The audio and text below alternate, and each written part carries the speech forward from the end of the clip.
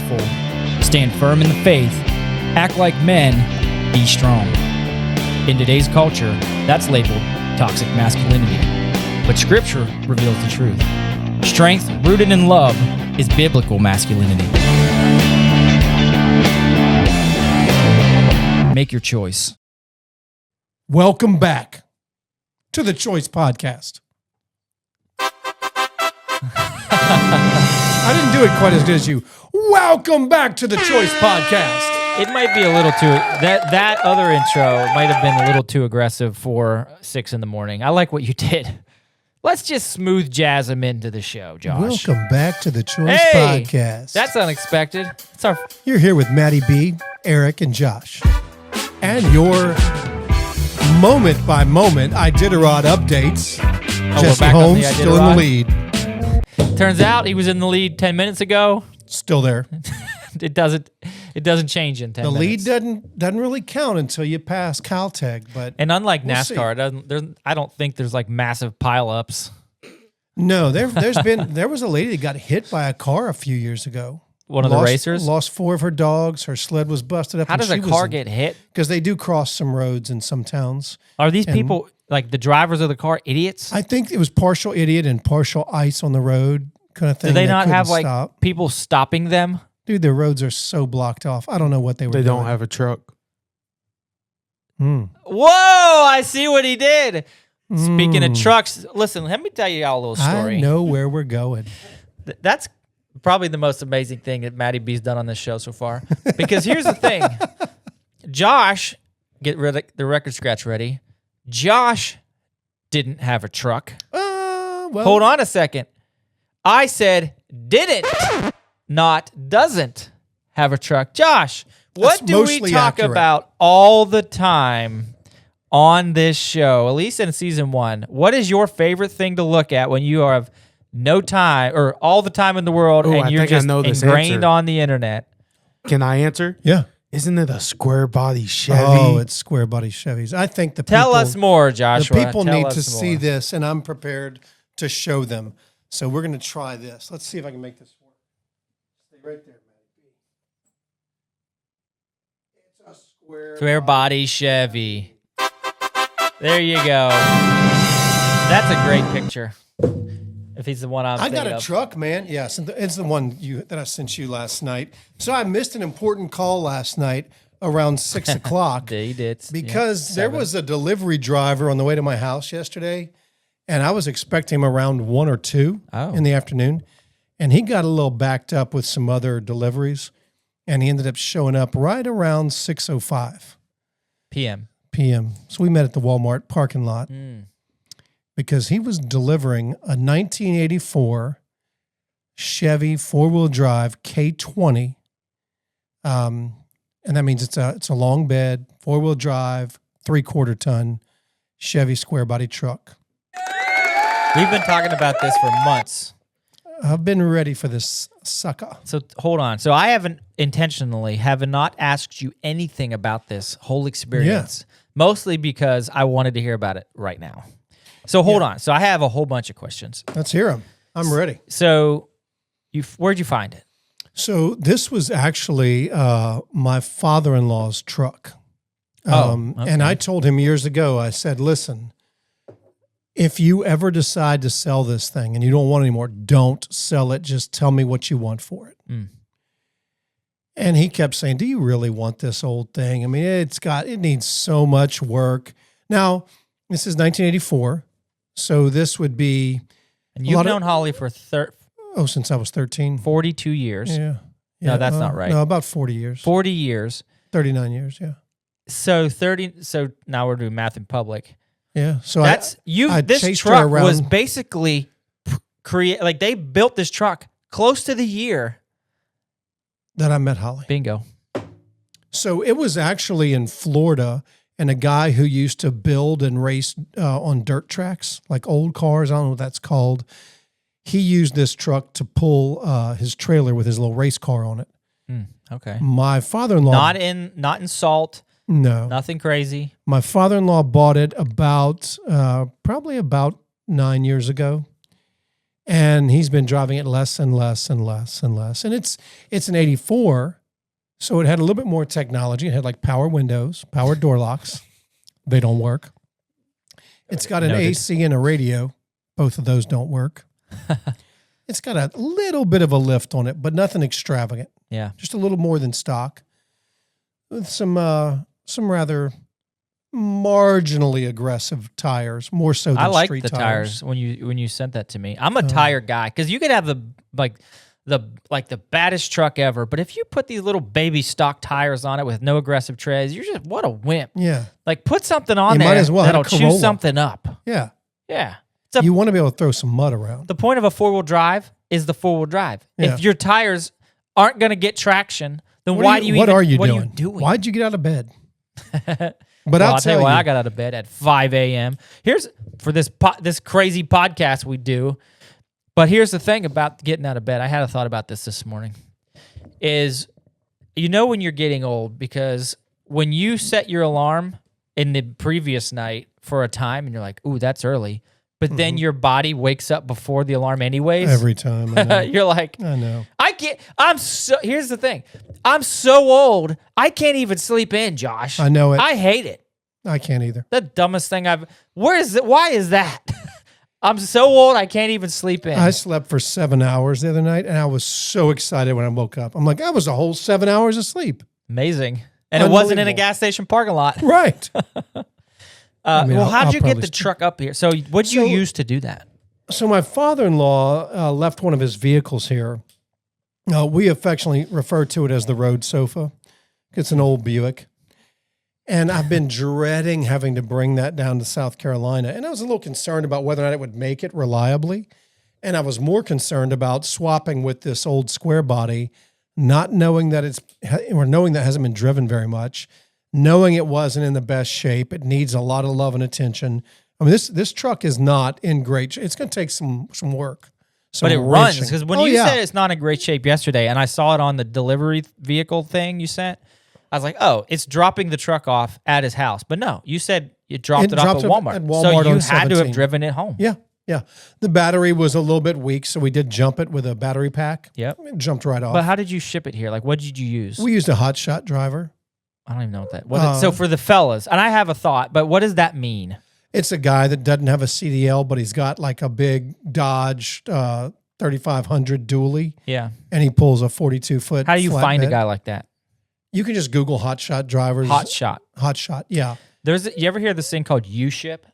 No. Yeah, it's the letter U. I have a board now. You do. Go ahead and write it out for me. USHIP. Okay. uship.com, or just Google U-ship. When I was getting in my boat, it was the first time I used this. Okay. And it's basically you go onto this website, you build up create your profile, okay? And it's free to do that. And you just basically create a new shipment and you say, I need to move thing A to location B from location C. And they must find you a hotshot driver. That's probably a website where the hotshot drivers can bid on jobs. Well, I would say, yeah, even better. Like I'm moving this thing from here to here. Mm-hmm. And these are the dates.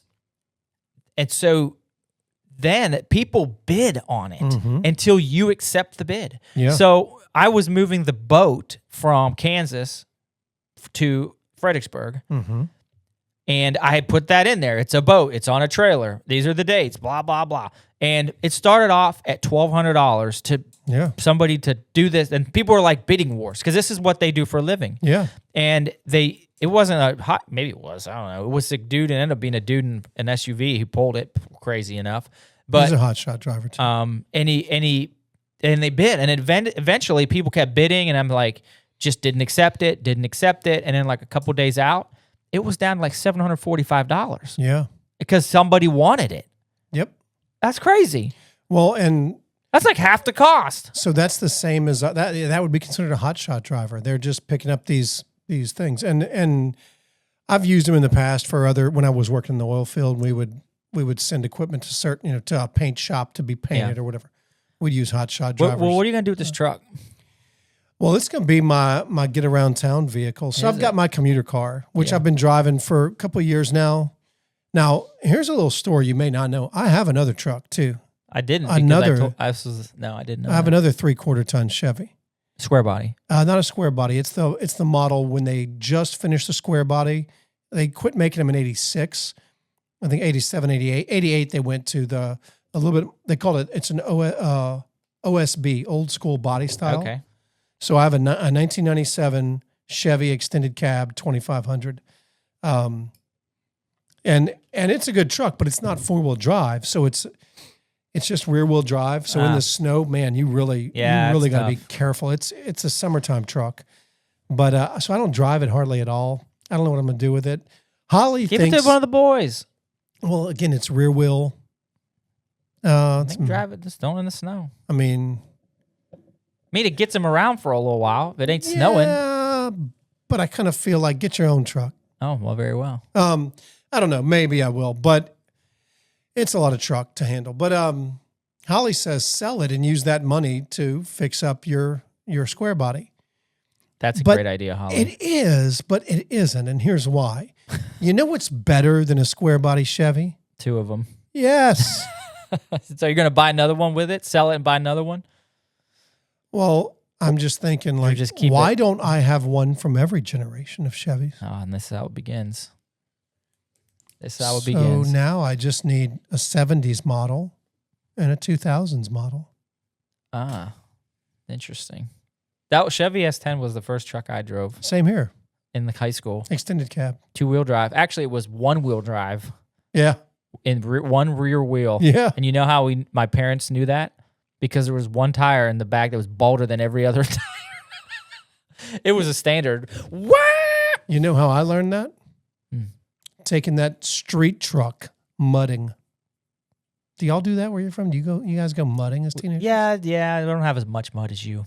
Yeah, it's mountainous. It's not like you're like sandy, clay, mud, no, just flat. Mostly mud. No sand, no clay, just straight mud. Yeah, and you'll flat. just sink. Yeah, very flat. It's not that. That's not how it is up there. Yeah, if we go mudding, it's in an ATV. Oh no, we go mudding a lot in vehicles, and we go out in the cane fields after they cut cane and burn it. We don't have that. Tear it up. Nobody's tearing up a cornfield. Like nobody's mudding in a cornfield. Farmers will shoot you on the spot. There's a lot of farmers probably should have shot me in that on the spot. On the spot. Yeah, my brother. They wanted to the next day. My brother, who listens to this podcast, got that truck after me, and in the winter, you put studded tires on the back, and he told the story, and I think it was at his wedding. He actually told the story, or somebody else's wedding. I don't remember. But he told the story where he thought it was the greatest thing. Oh, his buddy George told the story. Thought it was the greatest thing ever when he would drop it in this first, because you couldn't drop it in the second. It'd stall in a heartbeat, that little 4-cylinder. Yeah. Drop it into first, and it would throw sparks. And they would sit there at the intersection and just be like... studded tires. What? Technically, all he needed was a studded tire. Yeah, one singular studded tire. So, yeah, they told the story. But so I've got this cool truck now, and I'm super excited. And when we jumped it and that thing fired up, it's strong. It's a strong running engine. So I'm going to put a battery in it today, so I don't have to worry about jumping anymore. But when I got it into drive Is it a standard? No, it's automatic. Okay. Is it a gear shift? Shift on the column. On the column. And then it's got your high-low 4 on the floor. Here's a real question. What does that mean? If you want to go into 4-wheel drive, you're going down on the floor. Yeah. Oh, in the gear knob on like a gear shift. Yeah, it's like almost kind of like a sports shift. We had a Ford. You know how you had to turn that into 4-wheel drive? Locking hubs. I had to go outside. Yeah. And turn the tire and turn the hub of the tire. Yeah. Here's another thing that we had a truck that did. You guys will never believe this. If the older fellas will. Maddie, you won't. You know how I'll give you 3 guesses. All right. Old truck, Ford. How did you turn on the high beams? Oh, yeah. You had to pull out the thing, right? Nope. I'll give you one more hint. You don't use your hands. You use your left foot. That's it. It's a little. It's like six up like this thing, but it's like little button in the bottom, and you just like click. That's the high beam. I loved them. Yeah. How about that? Yeah. Because there wasn't electronics. Everything was analog. So I think that's the reason. Yeah. Right? It's either on, off. And so the only way you can control it was a relay switch, bop, bop, that you put with your foot. Well, mine are the That's crazy. Mine's the next gen where you flip your blinker forward. Yeah. But It was cool when we got it started up. Now, it had been sitting under a tree, so the windows, you can barely see out of them. There's so much gradu all over the window. Gradu? Yeah. Is that a Cajun funk, word? It is, yeah. Funk, grossness. Gradu. Scum. Scum. You step in some cow that manure, French? you got gradu on your foot. Yeah. So there was so much gradu on Cajun the window. word of the day. That's one of our segments. That's it. Gradu. Gradu. I turned those headlights. How you spell that? D-U-E. No. That has to be Gradeux. I'm going with that. That's gradu. There you go. Gradu. There you go. I like it. I love this board, don't you? I do too. It's I think actually pretty great. slick. Makes you feel good, doesn't it? It gives me it helps my ADD. There you go. Well, so I got in this truck and I'm about to pull out of the Walmart parking lot. I'm like, hey, Dad, follow me because I have no license plates on this truck. Yeah. And turn the lights on and I have one headlight working. And I mean, look, when I say working, I mean marginally glowing. Marginally. So I got to hit the high beams. I'm like, I got to ride high beams the whole way home. Nobody knew because they were marginally working too. What? Turn your lights on. That's right. But Speaking of, as I'm shifting to drive, I'm like, I'm missing music. So I reached down the radio, which has 2 volumes, off and all the way loud. But it doesn't catch any off and blistering. Yeah, but it doesn't catch any stations. It's going. Does it have a knob you turn like a line Yes. that goes left and right? Yes. You guys don't even know about that. But Analog. Again, back to analog. I quickly turned that off and I pulled up some George Strait playlist. You have to. And I'm like, On your phone? Oh, yeah. He's in an 84 Chevy listening to an iPhone for the music. Some country from the 80s. And I'm like, I don't care. I'm driving home with one hand on the steering wheel, one hand over the bench seat, listening to some George Strait. And This is the greatest thing ever. It's got some massive tires. It's like, and it's drafty from everywhere. There could be a draft Loud. coming in. And you could smell the gasoline burn. I'm like, you know what? I am so mad I'm not wearing cowboy boots and a flannel right now. You can be next time. I will be. This is living, boys. I will That's be. the phrase. Yeah. I wanted to go put that Tell me truck there's in been a some better mud. moment for Josh in the last 90 days. Not in the last 90. No. No. How I about got that? home and I went straight downstairs. Did the and boys checked- greet you in the driveway? It's like, hey, Pops, They weren't even home yet. it's time for dinner. They got home. How and was your day? they're like, I was like, did y'all see the truck? They're like, we didn't look at it. I'm like, I, whose kid I are haven't you? fought a teenager in a while, but I'm about to. yeah, whose kid are you? You're all 3 grounded. Oh, grounded. Yeah. So I went straight inside, right down to the basement and checked the Iditarod map. And I'm like, how could today get any better? That's so good. Here's the thing. Like you haven't done enough and you haven't earned that truck unless when you ride to church on Sunday, this Sunday. You mean tomorrow? Yeah, tomorrow. Yeah.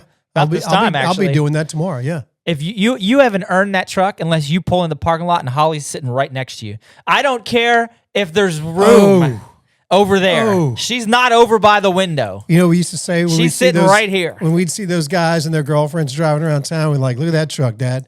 It takes 2 to drive that one. Holly, if you're listening, because you won't be, because this was 2 weeks ago. You're riding in the middle, baby. Yeah. If you didn't let Josh have you, or you didn't slide over, You just sealed the deal because I need a new bench seat. And I've been thinking, should I go? You know, you can go to TMI Trucking and they've got some great seats, aftermarket, all kind of fancy stuff. And I'm like, man, should I do bucket seats? Should I do a bench you seat? absolutely should not. Oh, it's bench now. An all day bench, and put the dog. Pick one next to the window. Man.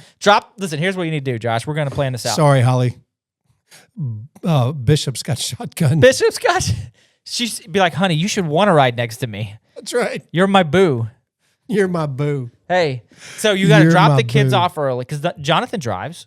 No, Yeah, doesn't drive. yeah. He can bring the kids in a different car or follow you, right? Follow dad. I tell you what, even if Holly drives the kids, I'll have her park her SUV, drop the kids off, get in my truck. We'll drive away and come back Yeah, just so we're doing it right. that's what I'm saying. That's what we're doing. You have to. My dad can drive the kids tomorrow. That's the answer. Bing! She's riding in the middle. That was way better than a ding. She's riding in the middle. That's what I'm saying. And we're jamming to some country music the whole way here. Please. If I come in tomorrow with boots and a flannel on, you'll know what's happening. Why wouldn't you? I don't know. You have no reason not to. You have a flannel on right now, essentially. Yeah, it's kind of flannelly. It's flannelly. Comfy. It's comfy. Well, you talked about driving that thing home at night, okay? I loved it. Yeah, you did. But guess who didn't? Who? Who guy we're talking about today? Oh. Mr. Nicodemus. He had some nighttime adventure, though. He did. He didn't love it, so he came at night to Jesus. All right. He was looking for answers. So today on the show, man, that was way more fun, but we have to move on. Yep, we do. And so that was good. Look, I'm serious about this. Holly better show up with you tomorrow. No, first of all, let me rewind. I have no intention on influencing Holly to do anything, but I'm going to tell my good friend Josh, and I know you. I know you're a good friend? How's that? Because you beep going past my house now. I do. And so a lot. There was a time in which that wasn't true. A lot. Your neighbors. Please drive that truck tomorrow. Okay, but if I passed your house in the truck, I won't beep only because the horn doesn't work. Much like the windows. If you go past my house in the truck, you better come in because I'm getting in. There we go. You better stop because I'm getting in. But you're not. I don't care where we're going. You're not riding the middle seat though. That'd be weird. You ride by the door. The back. The truck bed. That's where the kids go. There we go. Bring in the church in the truck bed. They would be so mad. They would hate that? No, they would like it. My kids would love that. They've done that. My kids would like it. Local law enforcement might hate it. Duck. That's what we did. Yes. It's like if you see a cop coming, you'll hear me hit the thing. Duck. Or my dad would say that. You hear me hit the roof? Duck. Get down. Yeah. Oh, yeah. Are we breaking the law, Dad? No. Why are you asking this? Yeah. Quit asking dumb questions, kid. That's right. All right, here we go. So we're going to spend 2 episodes. This is number 1 of 2, talking about Nicodemus. This is going to be good because there's a lot to talk about this dude. Let's break it down. Yeah, and this was a Josh idea, and you could have given me 100 guesses on who we should have covered, and I wouldn't have picked Nicodemus because I wouldn't say he's obscure, but you just forget. Yeah, there's not a ton, but there's not a lot of verses on him, but there's a ton to pull from. Oh, them. yeah, and none of it's an accident. That he's the stuff that we talk about. So Nicodemus shows up exclusively in John, right? Yeah. And so so where do you find him? You find him in the book of John. You start with John 3, okay? But before we get to any of that. so interesting, yeah. Who's Nicodemus, Josh? Give us a general overview. So this is tough, man. Nicodemus is a Pharisee. Yeah, okay. That's what I was He's a Sanhedrin Pharisee. I say it's tough because when I think Pharisee, I always smell something bad. At least my face looks like I do when I say Pharisee. The reality is this guy is extremely well educated. Yep. He knows the law, the biblical law. He knows the Old Testament. He's living it out through knowledge, not through a heart conversion, but through head knowledge. Yeah. And he's viewed as a highly educated teacher of the law, a Pharisee. Paul called himself the Pharisee of Pharisees. So he knows the law. He knows the scriptures, doesn't have it in his heart. So it's all head knowledge. There's a 12-inch gap there that it didn't make, right? From his head to his heart. So that's who he is. A lot of people say he's somewhere, when he first meets Jesus at night, which we'll get to, he's somewhere between the ages of 50 to 70. I like to say he's 60 years old. He's 60 years old, which is important, I think. Yeah, and so Nicodemus is a Pharisee. There's Pharisees and Sadducees. They're basically the fellas in charge of the religion, the Jewish faith at the time, right? Yeah. And they're highly respected, and we're going to get into why they think pretty highly of themselves. Very highly of themselves. And Jesus lambastes them in a couple points. Yeah, he makes no bones about it. And so let's just set up on this episode. Who are the Pharisees, and what does Jesus think of them? Okay. Yeah. I'm going to make sure I got the verses right. But so the Pharisees, here's what I'm saying, or here's what we're going to talk about. All right. So the Pharisees are made up of a thing called the Sanhedrin. So the Pharisees, there's some goofy thing. Well, here we go. It's the Sanhedrin was the supreme religious and legal court of the Jewish people under Roman rule. Okay, so I guess it's like the Supreme Court, but they're of faith.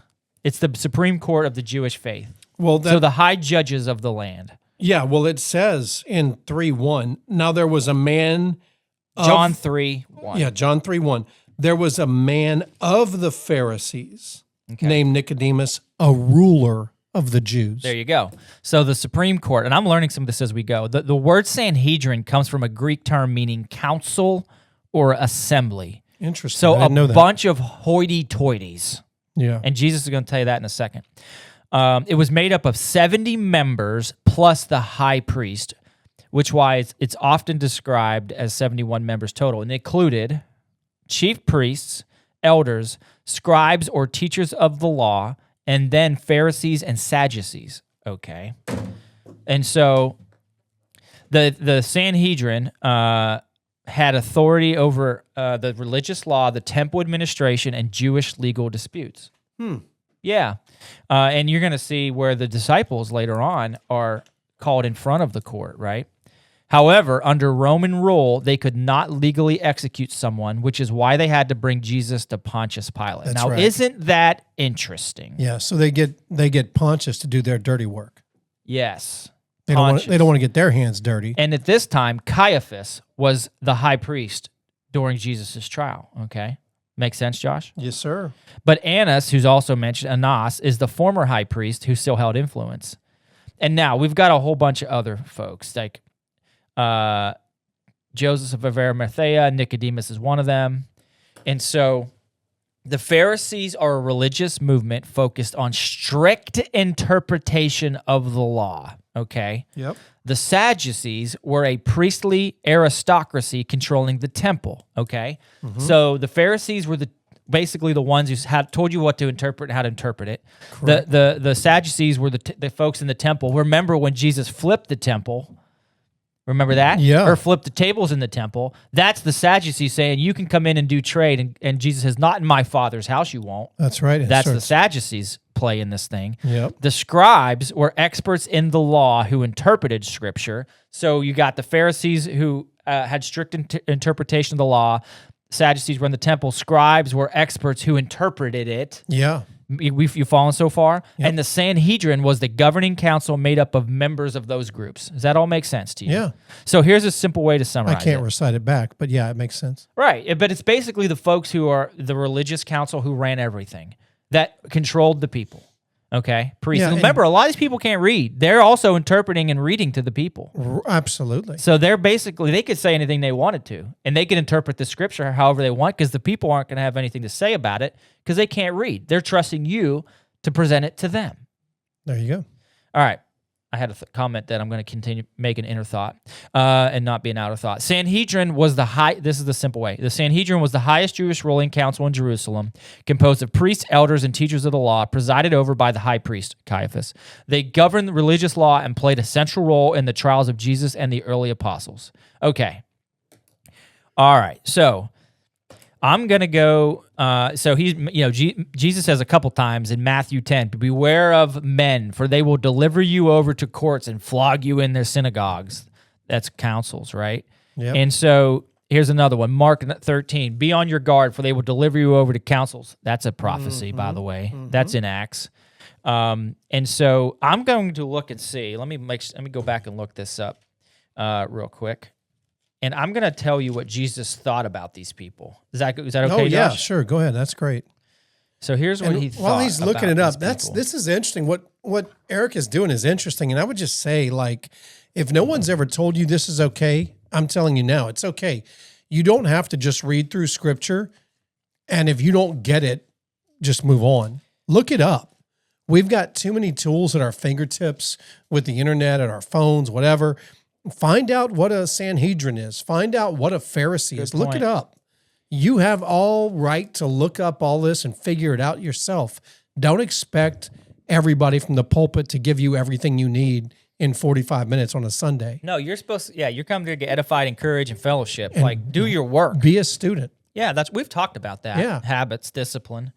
And so here's the thing. So we're going to talk about, so the first time Nicodemus shows up, Josh, is in John 3 when he comes to Jesus at night. I'm leaving it there. Well, let's not talk about that yet. Yep. He shows up at night. But let me tell you why let's talk about why this is such a big deal. And I'm going to go to Matthew 23.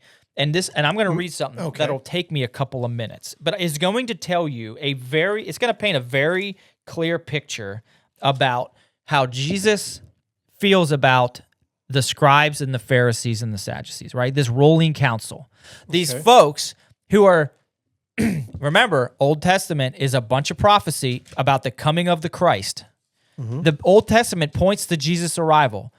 And these folks should know this because they call themselves. Because they know the scriptures. They should know the scriptures. Where are you at in 23? The very beginning. Okay. It says 7 woes to the scribes and Pharisees. That's a header, not scripture. Yeah. Here we go. And this will take a couple minutes, but we'll work through this. And this is what Jesus thinks about these people, which will tell you why it's so impactful. Yeah. John 3 when he says, and Nicodemus came. Yeah. All right. Matthew 23. Then Jesus, this is verse 1. Then Jesus said to the crowds and his disciples, the scribes and the Pharisees sit on Moses' seat. Now, we just told you who they were. So the scribes and Pharisees sit on Moses' seat. So do and observe whatever they tell you, but not the works they do. For they preach, here we go, he gets me fired up already. For they preach but do not practice.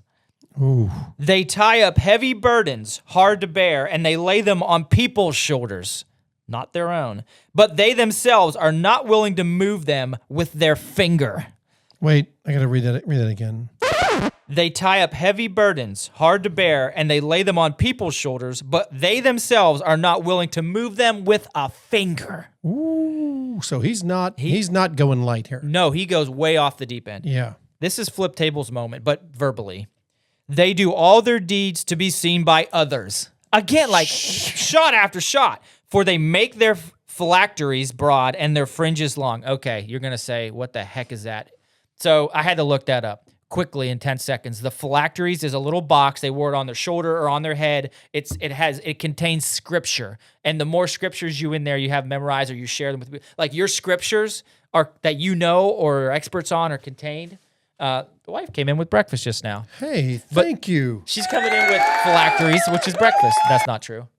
Thank you, love. Bye. We can say it is. And so they had phylacteries or things they wore on their head to show how smart they were, or their arm. And then so everything they're doing is for show. That's his point. For their own glory. And their fringes long because they wore long robes and their fringes were stylish. Look at me. Everything, look at me. Blah, blah, blah. All right.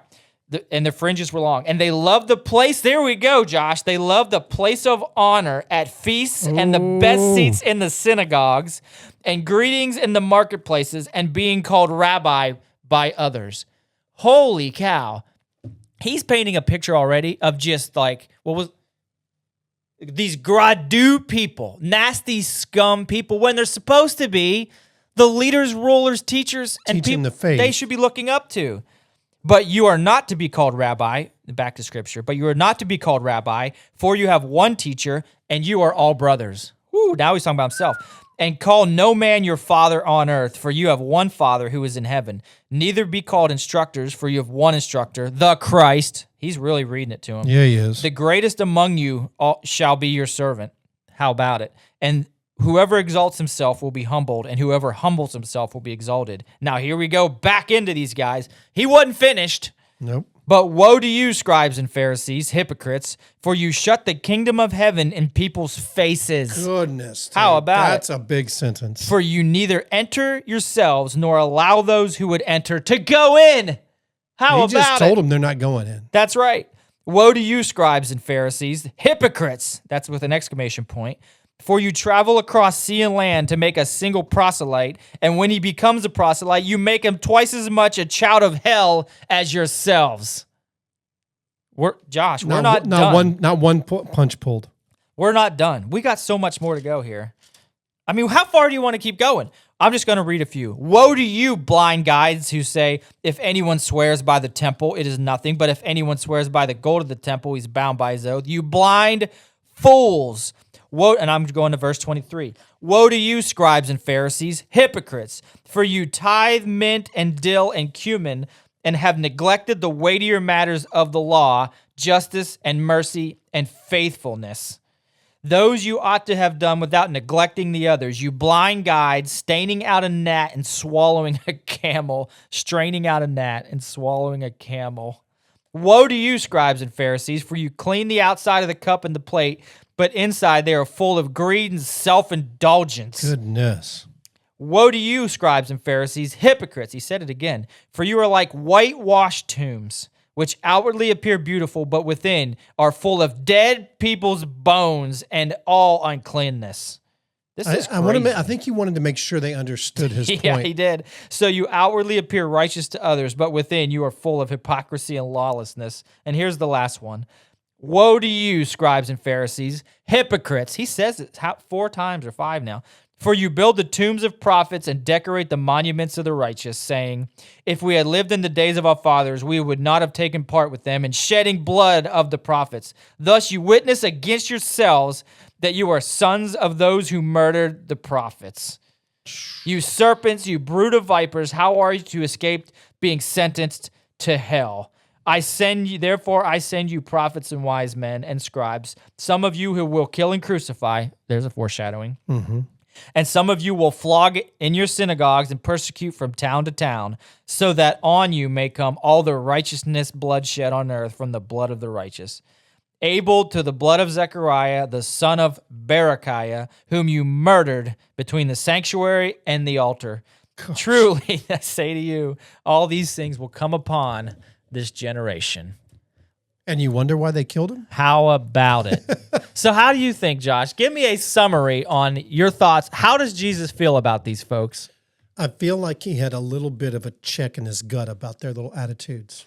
Yeah, he really did. Well, he said, woe to you, you Pharisees and scribes, you hypocrites, at least 4 times in there. It was with an exclamation mark or exclamation point. He was very clear what he thought of them. They were whitewashed tombs with bones inside and unclean. Dead bones. I mean, worthless. It was very clear. He was not pleased with them. Where would they go? And I think the point was because they were the ones that were the representation of the scripture and of God, and they had molested it into what it was, where they were profiting off of it. It was self-indulgence for them. It was for their own glory. They'd stolen that rightly belonged to God, and Christ was not going to let that go unchecked. That's right. That's right. Ooh, he was not pleased. Not pleased. And so that's the crowd Nicodemus runs with. That's the crowd he's running with. He's a member of that. Mm-hmm. Yeah, he sure is. And so that makes it all the more interesting that he comes to Jesus and he comes to ask some questions. And I tell you what I'm going to do. I'm going to make an executive decision here. We are way shorter than our normal time, but I think we should cover Nicodemus in one full take. Yeah. All right. We have a few points we want to get to, and we'll talk about the council and Nicodemus's role in that. We set up who he is. Now you know who he is. Who the scribes are. And I think in one full set, we should run on Nicodemus. We won't do an intro. We won't do like an intro, goofy intro thing. Not that they're goofy. We have more fun or as much fun doing that. Sure. But let me give a spoiler to what's coming up. I'll just say it ties into our previous episode with the mustard seed. Exactly right. Nicodemus wrestled with a little bit of a mustard seed. So we got the mustard seed, which was last episode. You just learned who the scribes, Pharisees, and the council is, and that Nicodemus and the cliffhanger is they are in the area, right? Oh, Jesus has a play with these guys, and something's about to break. Like the dam is about to get a leak. Well, there was a big tension there because you've got these Pharisees who liked when others called him rabbi, but then you've got this character that comes on the scene, Jesus, who people are calling rabbi, and he acts nothing like them. Yeah. So now that somebody's got to figure out what's going on here, and it's about to come to a head. Yep. Sure It's is. interesting, man. Speaking of head, yeah, you got this nice hat on. I do. It's brand new. It's I've never worn this outside of this room. That's a fact. Yeah. So we have Until today, I've never worn a it. couple days ago. This will be a Wednesday episode. So Saturday, 4 days ago, there was the men's night of worship. Josh, that hat you're wearing was given to the first 50 to sign up to serve or to participate. Yeah, it's pretty slick, son. It's a cool hat. And the men's night of worship in real time, like right now, is 1 week from today. Yeah. The men's night of worship in podcast time was 4 days ago. My assumption is it's going to go fantastic. We'll got great men on the way. Oh, the music lineup is killer. And the music is... And that's the thing, man. A lot of people think worship is like a girly thing. Let me just give a Worship is preview. not, man. Worship that we have lined up, if you've never been to a men's night of worship, it is powerful. When you hear 70-something male voices, deep voices, singing as the top of their lungs, as loud as they can, worshiping the Lord. That's right. Bro. This is a good one, man. This one will get you up on your feet. Yeah. This is a song that we will play or did play at the men's night of worship. And let me share something with you, Josh. This isn't going to be a preview. This is going to be a post view, if that's a thing. We're going to play this song, review. Son. And we're going to read Psalm 5 during this song. And let me tell you, how do you feel like it hits? You ready? Bring it. You want me to do the whole thing? Or you want me to do just a quick preview? Just a preview. Now hear this up. Give ear to my words, O Lord. Consider my groaning. Give attention to the sound of my cry, my King and my God. For to you do I pray. O Lord, in the morning when you hear my voice, in the morning I prepare a sacrifice for you and watch. For you are not a God who delights in wickedness. Evil may not dwell within you. The boastful shall not stand before your eyes. You hate all evildoers. You destroy those who speak lies, the Pharisees, and the Lord abhors the bloodthirsty and deceitful men. And here we go. This is what I'm talking about, son. This one goes and gets it. Yeah, it does. And so we're gonna play this song. We're gonna be singing it on the stage, and we're gonna be reading Psalm 5 over top of this, and it's gonna be something. Yeah. But I, through the abundance of your steadfast love, will enter your house. Done. Listen to that verse again. I will bow down to your holy temple in the fear of you. Lead me, O Lord, in your righteousness because of my enemies. Make your way straight before me. How about it? How's that going to work? Holy cow. And so, my good friends, if you haven't been part of a men's night of worship in your local area, there's gonna be fellas getting encouraged. There's gonna be fellas sharing their testimony. There's gonna be music, hats on, hands up, blow the roof off. If you haven't been to one, we got guys at Ignite in Lynchburg, Virginia, at Liberty University right now, going through and doing a men's thing. Man, we're getting videos from the inside, and it's good. It's a guy, and the same guy who did our intro to this is playing there at Ignite. So if you haven't been to a men's night, find one. And if you need help finding one, get a hold of us. The Choice Podcast Show at gmail.com. We'll get you connected with a local church. We'll do our best. Yeah. And you can find a men's conference to get your to, a men's bones night there. of worship. Get your bones there. Josh, Yeah, man. come find us. The Choice Podcast Show at gmail.com. YouTube, Facebook, find us. Like My it, good follow friend. it, share it with your friends. Woo! Here we go. Remember this, Josh. Men of the world, they follow trends. Men of faith, like Jesus and the disciples, not like those nasty scribes, Pharisees, teachers of the law. Sanhedrin. They follow The world. not the world, boys. Men of the world follow trends. Men of the faith, Josh, follow truth. Make your choice.